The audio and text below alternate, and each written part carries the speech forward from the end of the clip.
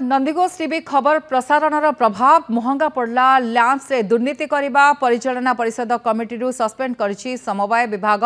मालकानगिरी जिला बहुचर्चित माथिली लैंप से परिवारवाद आଳରେ कोटी कोटी टंका दुर्नीति ने अभियोग पर कमिटी को सस्पेंड करिसेंते मालकानगिरी डीआरसीएस थियोफिल सबर। कमिटी को सस्पेंड करा जिबा सह एसएआरसीएस और डीआरसीएस तदंत न सरिबा जाय लैंप्स दायित्व नेबे। समवाय विभाग तरफ माथिली लैंप्स दुर्नीतिर खोलतार सरी सारा दुर्नीति ठारू आरंभ कर परिवारवाद आଳରେ कोटी कोटी टंका आत्मसात होइतबा नै अभियोग होइतिला। निर्देशक अभियोग गणमाध्यम रे खबर प्रसारण पर मालकानगिरी समवाय विभाग एक्शन मोड रे आसीछि। अधिक आलोचना करबा ललित कुमार बेहरा माथिली रिपोर्ट जोड़ी। ललित कौन सूचना रही?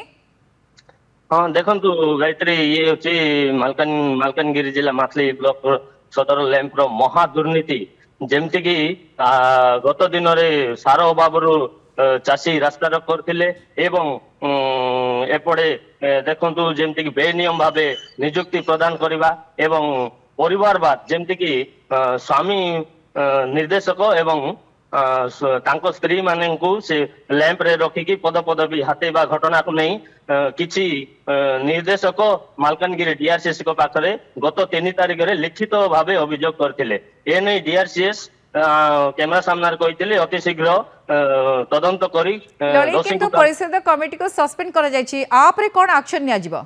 हाँ निश्चित गायत्री डीआरसीएस गतकाली चिठी माध्यम कार्यकारी परिषद को वर्तमान सस्पेंड करा जायछि। सेमानको उपरे एबे तदंत करी कार्यानुष्ठान नेबे बोली डीआरसीएस कहिसंते। एथि मध्ये डीआरसीएस एवं एसआरसीएस को माथली लैंप को दायित्व दिया जायछि। आगामी दिन में धीरे धीरे गोटे पर गोटे गुमर खोलिबार लागिछि। एपटे सार बकेया निजे निर्देशक एवं सभापति एवं उपसभापति को बकेया देवा भी एठी सामना को आछि। ललित परिषद कमिटी रा जो मेंबर अछंती सेमानकर किछि रिएक्शन मिलछि एनी?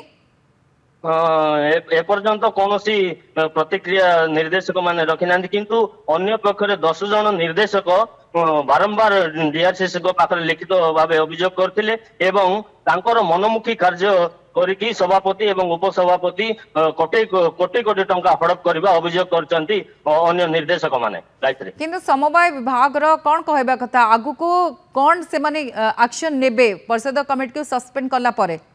हाँ देखु वर्तमान परिषद को सस्पेंड करा जायछि। आउ डीआरसीएस एक स्वतंत्र कमिटी गठन करी आउ बाकी जहाँ तदंत करी दोषी ऊपर कार्यानुष्ठान ने बोल डीआरसीएस सूचना देइछन्ति। बहुत बहुत धन्यवाद। ललित कुमार बेहरा थिले माथिली रिपोर्टर। आपण सुनले परिषद कमिटी को